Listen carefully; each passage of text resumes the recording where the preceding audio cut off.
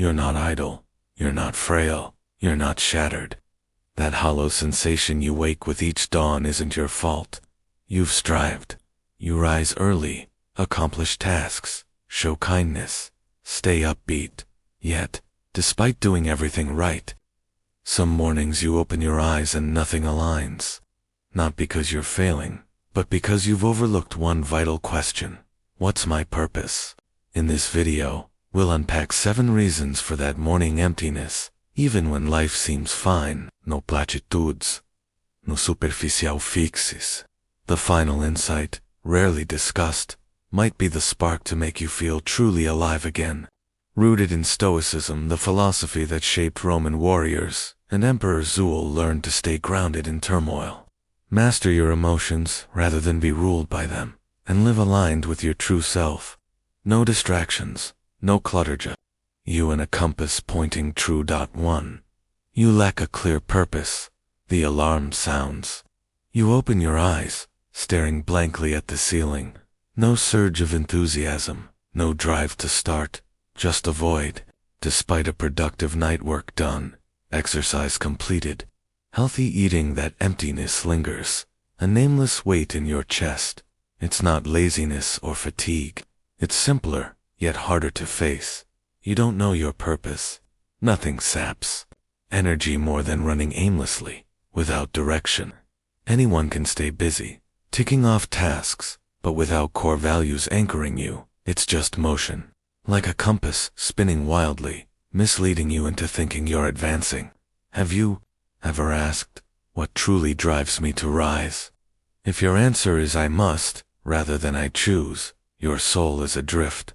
Consider Sarah, a 35-year-old, with a thriving career, good income, and friends' admiration. Yet, each morning, she woke feeling like a stranger in her own life. Everything was correct, but not hers. After a sudden anxiety attack, she paused, shut out the noise, and wrote one question: what's my purpose? No instant answer came, but asking opened a crack of clarity. She'd lived reacting to others' expectations, leaving no space for herself. When she identified her values, honesty, growth, connection, she didn't need grand pursuits. Aligning with those values gave each morning meaning. Zeno of Citium, Stoicism's founder, said, "Man conquers the world by conquering himself." This isn't about pushing harder, but finding your path.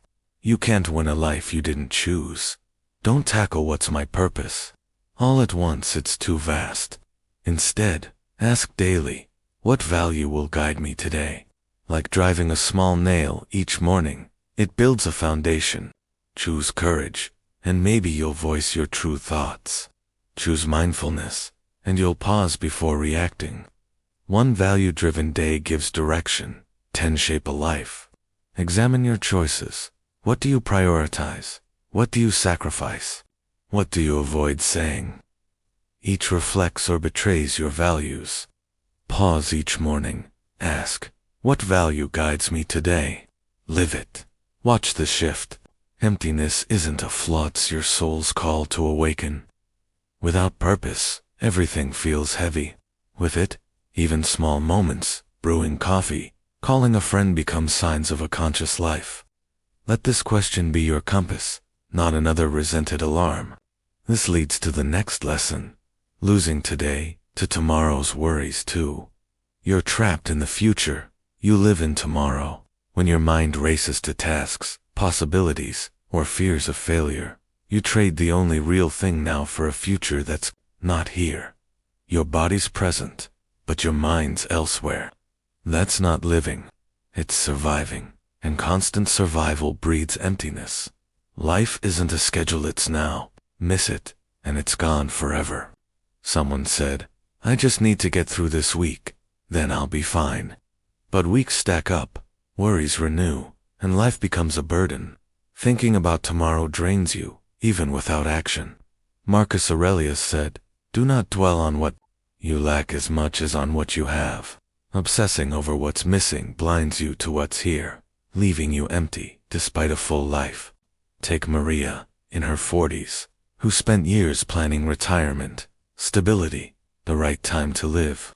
When her mother died unexpectedly, she realized, I wasn't here for 20 years. I lived in plans. That shook her awake. Now, each morning, she says, I am here. No miracle cure, but she began noticing her son's laughter. Return to now with attention. Count steps while walking. Feel water while washing dishes. Eat without scrolling. You can't live in your head and your life simultaneously. If you're always checking your phone or planning, you've built a tense inner world. Choose differently, not by overhauling life, but by embracing the next moment. Presence weakens emptiness's grip, rediscovering you. If staying present feels tough, a deeper issue emotional numbness may be next. Blocking even small joys. 3. You've numbed yourself to survive. Humans are built to survive, but sometimes survival means withdrawing from yourself. Emotional numbness feeling. Detached isn't a flaw but a defense against overwhelming emotions like loss or betrayal. After a breakup, you might cook breakfast as if nothing's wrong. After a loved one's death, you attend meetings. Detached. This isn't faking, it's your mind shielding you from collapse. But linger too long, and numbness becomes a cage. You rely on it for every discomfort, stressful emails, rejection, confusion slamming the emotional door. Eventually, you can't return. Consider James, an ER doctor who stopped feeling to cope with death. When his partner died, he worked on calling it duty. Months later, a song they loved broke him. Not just grief, but years of suppressed emotions. Stoicism doesn't suppress feelings. It teaches mastery. Epictetus said, it's not what happens, but how you react. You must feel to respond. Numbness isn't a home.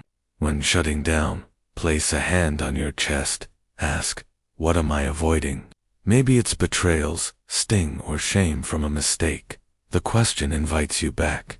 Reconnect slowly. Walk without earbuds. Eat mindfully. Voice one true feeling. Daily. Emptiness is the residue of unswitched-off survival. Turn it off with courage to feel, not force. When emotions return, chaos hits first. Anxiety, anger, memories. That's not losing. It's feeling life again, leading to the next lesson. 4. You're overwhelmed by emotions. No one teaches us to distinguish sadness from anxiety, or disappointment from anger. Without words for our inner world, we ignore, distract, or fake a smile. Emotions don't vanish, they hum in the background, draining you like hidden apps. The more you strive for rationality, the more unnamed emotions steer you off course. Like driving through fog, you repeat empty days, wondering why life feels foreign. Take Liam, who seemed composed, but snapped at mild feedback. He'd buried grief, breakups, unfairness, until emotions overflowed. He started writing nightly. What did I feel? How did I react? What am I avoiding? He saw irritation with sadness, learning to respond clearly. Unnamed emotions occupy your mind like uninvited guests. Pause. Ask, what's beneath this? Frustration, hurt, fear. Name it. Talk to it. Listen. This reclaims control. If mornings feel heavy for no reason, untangle one knot at a time. You're halfway through. An unnamed emotion in the comments can clarify it. Next, Stoicism helps navigate emotions without losing yourself. 5. Your burned out burnout isn't just for overworked professionals. It strikes anyone. From caregivers to the unemployed, a silent exhaustion that seeps in gradually. It starts with losing joy in small things, then questioning what you once loved, feeling disconnected, doubting your worth, and seeing efforts as futile. You look in the mirror and don't recognize yourself, just someone moving mechanically. Take Emma, a 41-year-old engineer with a stable job, family, and home. To others, she was successful, but evenings found her staring blankly, feeling nothing. Everything was right, yet she was fading. One morning, dreading work, Seneca's words hit her. It is not that we have a short time to live, but that we waste a lot of it. Time wasn't the issue, meaning was. She asked, is this important, or am I just staying busy to avoid feeling empty? Burnout stems from doing too much misaligned with your values. Emptiness signals you're living against your heart. Stoicism doesn't mean ignoring emotions, but listening to them as signs of drift. Trace the drain, which tasks or talks deplete you. Redraw boundaries. Saying no isn't selfish, it's self-preservation. Burnout grows from pushing past limits for things you don't believe in. Ask, what am I pushing for? If you don't know, pause. Life isn't about endurance, but knowing what's enough. Stoicism teaches you're not lacking strength, you need to define enough. 6. You don't know when to say enough. You're not empty from lack, but from never asking. Enough for whom? For what? Mornings feel like yesterday's rerun. You grab your phone, rush through routines, gulp coffee, and dive into tasks. How much is truly yours? Ambition isn't wrong, but without boundaries, it's a vortex. The finish line keeps moving more. Money, followers, milestones, leaving you exhausted, still lacking. A colleague shared he started working to ease his mother's burden. Success came promotions, a startup, but by his mother's death, he'd missed his original goal, chasing others' dreams. No one asked, is this enough? Stopping felt like failure.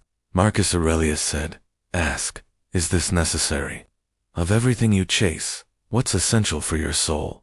List 3 goals for this year, then ask, do I want this, or fear not having it? Stoics ask, does this align with who I want to be? If unsure, that's your wake-up call. We live in excess yet feel scarce, not in possessions but in connection to what we need. What makes you whole, not impressive.